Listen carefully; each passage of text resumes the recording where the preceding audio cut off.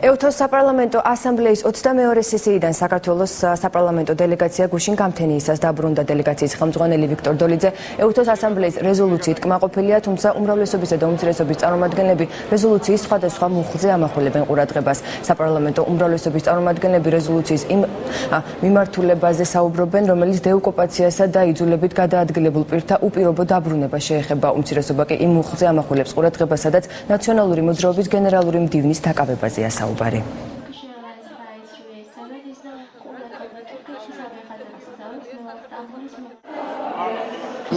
საკითხი ჩვენთვის სტრატეგიულად სახელმწიფოებრივად მნიშვნელოვანი იყო გათვალისწინებული, მათ შორის დეოკუპაცია, ტერიტორიული მთლიანობის აღდგენა, ეთნიკური წმენდა, რომელიც კარგი ხანია არ იყო რეზოლუციებში დაფიქსირებული.